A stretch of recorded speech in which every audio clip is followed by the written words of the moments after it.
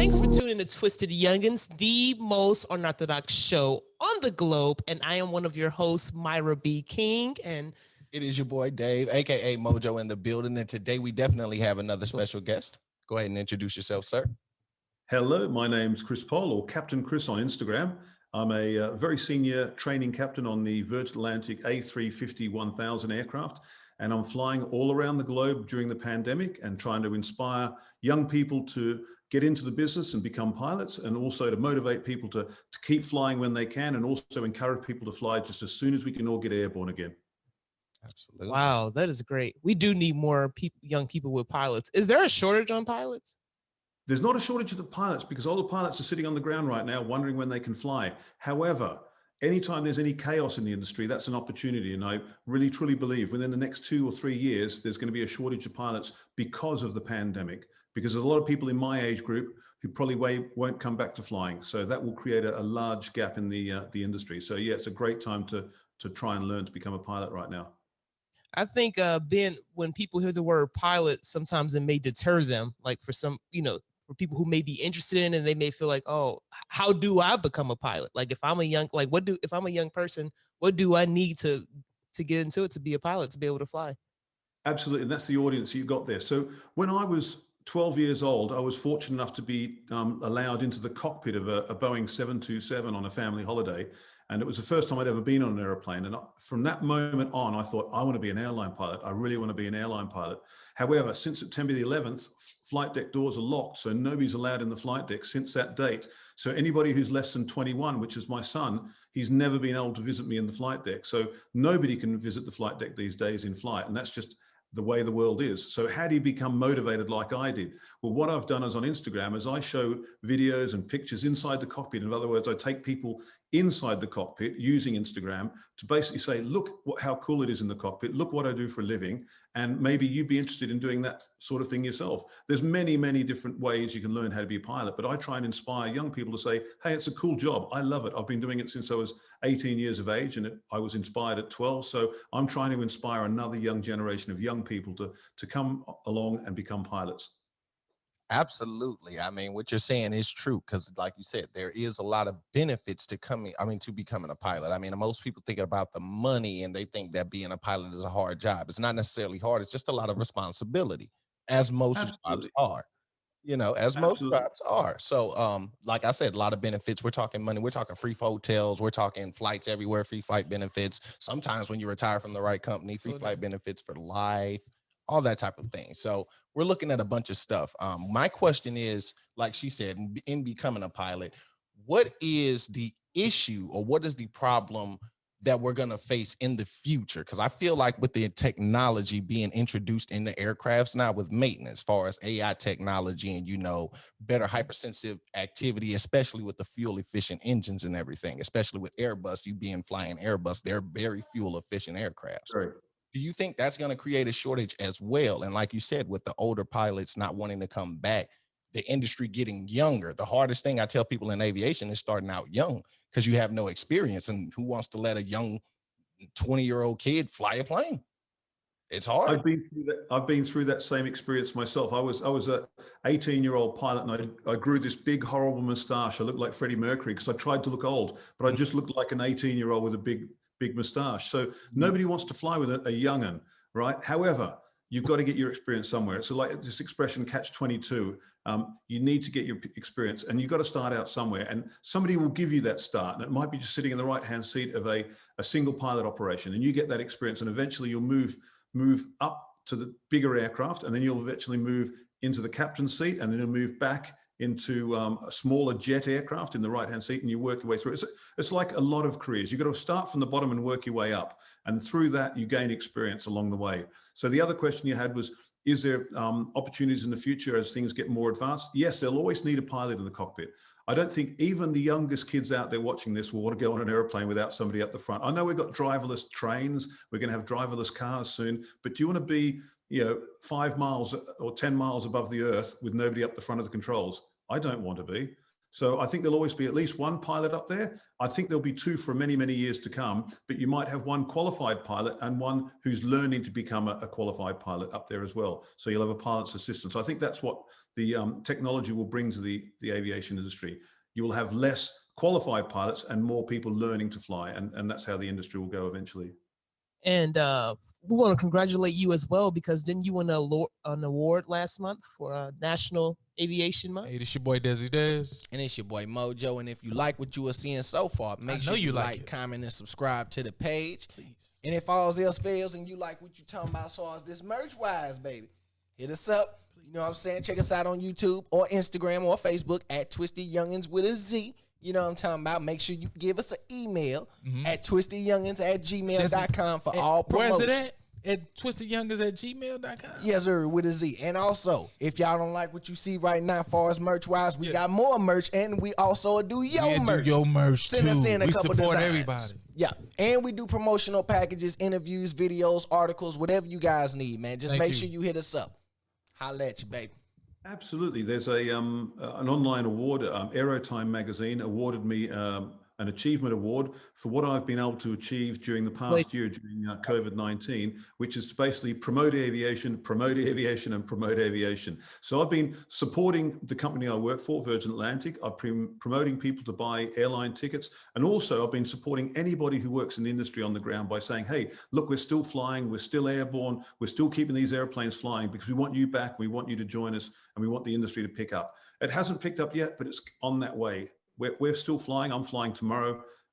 Yeah, we're busy. And I won an award for basically being positive, I think. Yeah, it's a really good time to stay positive. And that's what you guys are doing as well, keeping people positive. Thank you. Yes, sir. What's the highest you've ever been in the air? Your elevation? I say it right. Good question. The aircraft I'm currently flying, the Airbus A350-1000, has a maximum service ceiling, maximum altitude of 41,000 feet. So that's as high as you're allowed to fly it. It could probably go higher, but that's the altitude that's been approved for. Now, I also have a follow-up question with that. So you say you've been 41,000 feet up in the air? Yep. Now, this is just for the conspiracy theories about the flat earthers. Now, the Earth is not flat, correct? You've been up there. You oh, yeah. You can, yeah. So the Earth is not flat. However, it's so large that when you are up at altitude, you're going to ask me, can you see the curvature of the Earth? Yes. I think I can, not sure. Okay. But you can prove that the Earth is not flat is because no matter how good the visibility is, I cannot see over the edge of the horizon. In other words, if I'm flying to Los Angeles, I can't see Los Angeles because it's over the horizon. In other words, the Earth is curved and I can't see over there. Okay. If I'm flying over Greenland, I can probably see all of Greenland, which may be 250 miles ahead of me, maybe 300 miles, but I cannot see beyond 300 miles because the Earth is curved. And even at that altitude, I can't see beyond about 250 miles. That's what I needed. Okay, that's what great. I needed. Great. That's what I needed right there. Great. Somebody to explain it to us. Somebody. So I appreciate that. Another thing I want to ask you about being a captain, as long as you have been, I want people to learn something real fast, especially for the younger viewers. Tell them about the daily life of a pilot. Because I told you I worked in flight operations and I did scheduling. And my job was to pretty much ruin your day. It's pretty much what most pilots think. We pretty much ruin your day. I call you when you're done flying and I'm like, hey, I know you're supposed to get off at 4, but I need to, extend you for another 2 hours or an hour, another 30 minutes. I need you, get your FDP, everything right. But I need you to go ahead and make another flight for me. Can you do that? And if not, then, call your chief pilot. We need to discuss some things. Absolutely. I mean, yeah. We call it crewing department. Our crewing department will call us up and we'll be on standby. And standby means we're ready to do a flight, but we don't really want to do a flight because we'd rather be home with our family or having a good time. But the telephone calls from one of you guys says, hey, Chris, we need somebody to fly to New York tonight. And you think, all right, but that's my job. I have to fly to New York. So I'm obviously ready to go, but I'm not ready to go. I then have to go on a line. I need to check the flight plan to see what the flight plan looks like, to see what the weathers look like. Obviously, I need to check the weather at Heathrow. If I'm leaving Heathrow, London Heathrow, I need to check the weather at New York, obviously, because I'm flying there. But I need to have a look at the weather en route as well. So I have an idea of if something went wrong, and we're always ready for the worst case scenario. If something goes wrong, what airports along the way can I go into? Or if somebody's sick on board the airplane and we need to land somewhere, I need to know what the airports en route are like. I then need to obviously get to the airport, and I need to plan that into my time. I need to obviously have a bag packed, which normally when you're on standby, you will have a bag packed. And there's lots and lots of things that you have ready on standby before you actually get called. So the phone call from you is just really saying, we're going to ruin your day now, and you're going to have to go to work. But hey, I love my job, so it's not really ruining my day. It just means I have to get into action, get to the airport, and then carry out that flight. How many hours a week do you fly? Another great question. So pilots are allowed to do a maximum of 900 flying hours a year. I fly long haul flights. So I'm flying, no flights less than 6 hours. Each sector is less than 6 hours. A day? So in a long haul operation, I will fly about 75 hours a month. So 75 hours a month will equate to maybe 4 or 5 Atlantic crossings. So that's flying across to New York and back, or Los Angeles and back. So about 4 or 5 of those flights a month. But also as an instructor, I also do a lot of flight training in the simulator. So those hours count as well. So 900 is the maximum. I would do about 750 hours a year. And obviously with holidays and leave and weekends, and not weekends, but days off, I will average 75, 80 hours a month. Okay. 20 hours a week. It doesn't sound like much, but that's the actual airborne time. Gotcha. Yep. Now, how would, if there is, going back to one of our first questions that we asked, if there is a viewer that is wanting to be a pilot now, and they're just, let's just say they're just coming out of high school, what direction would you lead them down and say, hey, this is one of the first steps that you need to take to get into aviation or to be able to be an accredited pilot? Good question. Okay, now it's different in every country. You're in the United States, and some of the airlines in the United States require you to have a degree, or in other words, a university degree. A lot of airlines don't, but some of them do. So if you're looking at that, there are actual flying schools that will give you a degree in aviation and also do your flying license. However, I would recommend, if you want to get a license, the first thing you need to do is just check to see if you like it. Like Mojo said at the start, everybody thinks airline pilots drive Porsches and Ferraris and they wear Ray-Bans and they have this amazing life, right? It might be something you actually don't like doing. So if you really want to be a pilot, the first thing you should do is go down to a local airport. You should go and get yourself what we call an introductory flight, go flying with a flying instructor, and then see if you actually really like it. You might think, wow, this is amazing, but you might think, I get airsick, I can't do this, I don't like it. The next thing to do is get your medical check to see that you don't have color blindness, because I've seen many poor people who've gone along, started their flying training, and then realized when they did a medical that they're colorblind. And if you're colorblind, you can't fly an airplane. And you'd be surprised at how many people have color blindness and they don't even know. Okay, it's one of those testing. So the first two things is go on an introductory flight and then take an aviation medical with a specific aviation doctor, just to see that you're medically able to do the job. And then from there, once you go to start flying lessons, ask the flying instructors that are training you how they did it. Remember, I did mine 39 years ago, so it's still very applicable, but speak to the flying instructors today at the local flying schools and they'll give you the best route and they'll give you the information about how they did it. Yeah. Nice. Perfect. Definitely. That is definitely a thing that they need to pay attention to. And especially in the United States over here, like you said, you definitely have to pass the physical. You have to be able to, like you said, not only not be colorblind, but I believe in the US, you have to be 20/20. Definitely. There can't be anything beside it. So, I think so. I don't think you can have glasses. I know you can have glasses in Europe and the UK, but I think in the States it is 20/20. But again, you'll have to check that. yeah, I believe it's 20/20. Don't quote me on that one. We'll have to dig that one up in the FAA book over here some point in time. But definitely, you definitely have to pass the physical, and 100%. There's no way around it, and there's nothing you can do. You can't get a pass from it. Your doctor can't write anything off for it. You just have to be physically fit for it. I think. So, another thing I do want to ask you, I do want to get some hard questions for you, because, like I said, I've been in aviation. I do have some things I want to know. What is the hardest airport for you to fly into? New York's JFK Airport in the winter when it's snowing at night. That's definitely what I like to hear. Everyone says New York JFK or Heathrow. Why is it so hard to get into that?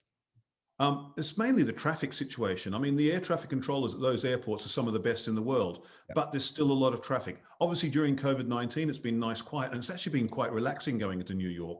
And we're actually getting to know the controllers and the personalities, and it's really nice. It's a really nice feeling. But once things get back busy again, it'll be one of the hardest places in the world, because there's always aircraft being diverted left, right, and center. You've got Newark Airport, you've got LaGuardia Airport, and you've got JFK Airport JFK Airport, and they're all in a very, very dense piece of airspace. And because of that, it's tricky for the air traffic controllers to get aircraft in and out. You've also got weather considered. So in the winter, you've got big snowstorms. So obviously you don't want to route an aircraft through the middle of a snowstorm, and then you've got thunderstorms in the summer. So it's trying to get the aircraft in and out of those three airports at the same time and with weather. That's what makes it tricky. Yeah, you're absolutely right. That one, and then I do want to ask you, because I know I've seen some crazy things. One of the most craziest things I've had is I had a drunk flight attendant. I've had a pilot show up to a flight drunk before, but like I said, I caught that one. But I had a flight attendant in flight get drunk, and I had to, land that plane emergency. Yeah. So what is one of the craziest things that you've seen as a pilot in your 30 years of experience? The craziest things. Gosh, I wasn't expecting that one. The craziest thing? Craziest thing. Oh, okay. Who's seen the film Airplane? I have. Airplane? Famous film. Yeah, it's a really old film, right, for you guys. And it's that, surely you can't be serious and all that sort of thing. There's an actor. It's an actor. I think he died not long ago, called Leslie Nielsen, and he's the one that comes in the flight deck. He's the doctor on the flight. He's the one that walks in the flight deck and says, "I just want to say good luck. We're all counting on you." Mm-hmm. He actually did that to me in real life on a flight into Los Angeles. The cabin crew put him up to it.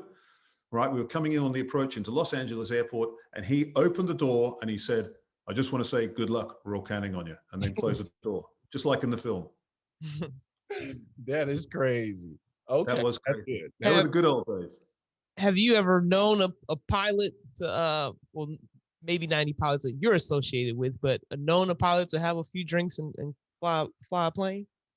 Not in my airline, no. And I'm not just saying that I'm not doing a company-minded man. No, I haven't known of it happening before. I know it has happened, and it's made the news. I think there was a couple of Japanese crew in Glasgow last year, and there was some American airline, or I shouldn't say names, American pilots in London a couple of years before that. It's very, very rare that this sort of thing happens. But yeah, it can happen. And obviously these people, need to think about their careers. And I mean, luckily, there's a first officer as well. So it's not just the captain showing up drunk, because the first officer is with you as well. If the first officer, senses that. Like anything, you have a huge responsibility. Just don't drink and drive. Don't drink and fly. Don't drink. Yeah, it's not cool.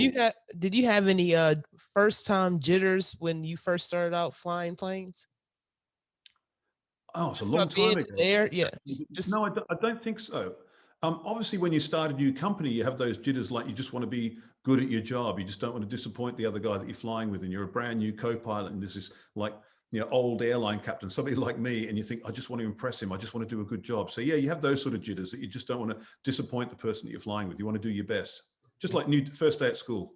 But none in the air. So you were perfectly fine when you first started flying in the air. Yeah, I remember I was even 19 years of age and had an engine caught fire, and I just put the fire out. I dived the aircraft down to blow out the flames. I was flying over some mountains at night, but I wasn't really scared. I was more like, wow, that's bad. I better sort this out. And see, that's what I wanted to talk about. That's what I want to hear. See, when I said some of the most wildest things, that right there, a flight, like I said, planes going, things happen in the air. Engines go out in the air. Sometimes you have to cross feed fuel to try to get a fire out, or sometimes you have to, like you said, get down to a lower altitude, try to blow the flames out. You guys have many maneuvers, but in that situation, is it your first mind? Is it normally aviate, navigate, then communicate? Spot on. You know what you're talking about. Aviate, navigate, communicate. Number one, fly the airplane and fly the airplane. So just fly it. Right. You got an aircraft like I had. It was a Piper Aztec. It's an old aircraft. Mm-hmm. And what had happened, I found out later, is one of the injectors on the fuel on the engine had come off, and it was just spraying fuel onto a hot engine. So that caught fire. So as soon as I shut down the engine, put the other one up to a higher power setting, dropped the nose of the aircraft to get a bit of forward airspeed, and blew it out, cut the fuel off, the fire went out.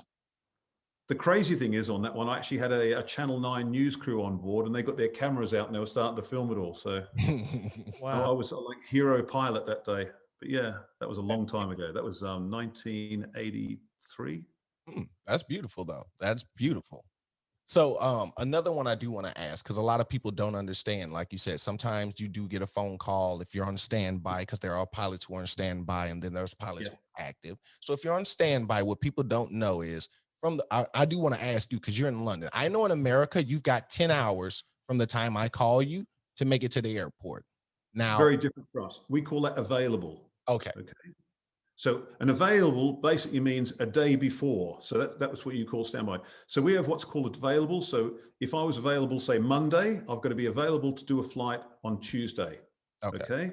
But then on Tuesday, if I'm on standby on Tuesday, that means I've normally got a 2-hour or a 4-hour call out. So I've got to be within 2 hours of Heathrow Airport or 4 hours from Heathrow. We have a standby 2 and a standby 4. So it's 2 hours or 4 hours away.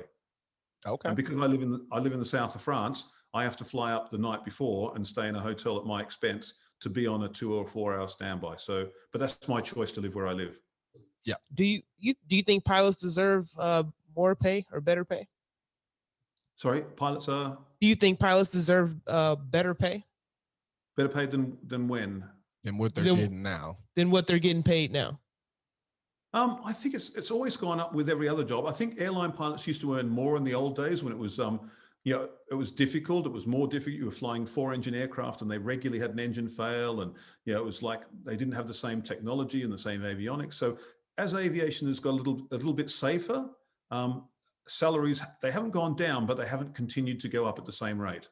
But as an airline pilot, it's still a good industry and it's still very well paid for what you do.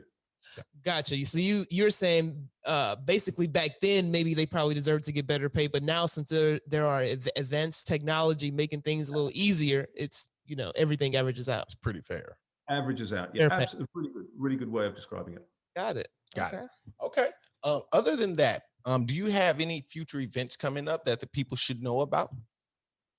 Future events, I just want to go flying again. I want you guys to go flying. I want to just be able to, for Americans and the Brits, and to just fly across the Atlantic. We were hoping last week that that Joe Biden and Boris Johnson would open the skies between our two countries, but they haven't opened it up yet. I know they're being super cautious, but I think the US and the UK have been really good with the vaccinations. I don't know about you guys, but I've been vaccinated. All the pilots at Virgin I know have been vaccinated. We're ready to go, and it's just a matter of those two governments, your government and our government, saying, let's open the skies and let's just join up London and New York, then join up London and say Los Angeles, Atlanta, St. Louis, some of the big cities, and just see how it goes. Just be cautious. So the big event is getting back flying again with me. Yeah. I just want to take you guys flying. I want to meet you guys on board an airplane. That's cool. Yeah. Definitely. And why is the tail always difficult? The tail is always a difficult flight for me. Whenever I'm on the airplane, I hate sitting in the back. It's because it's moving. I hate that. Yeah. I hate that. But you can move up to first class then. Come on, Myra, first class. There you go. It's nice up the front, and they have champagne up there as well. Not for the pint. Say no more. Say no more. Listen, I love to fly, man. You're talking to the wrong dude. You're barking up the wrong tree. I catch flights all the time. One more thing though, before we get out of here, I do want to know, with COVID and everything being in the pandemic that we're in, has anything changed in your normal flight deck routine? Because I know normally, you go out, you do your observation, you do your FOD walk and everything. Has any of that changed before you get to your checklist now that COVID has preparations and procedures have been put into place? Absolutely. So as you would know, when we take over the aircraft from the previous crew that brought us in, we give it a good extra clean that we normally do. We have cleaning staff, but then we'll clean it up as well. We'll clean the headsets like you guys have got on there, make sure that somebody else has touched them.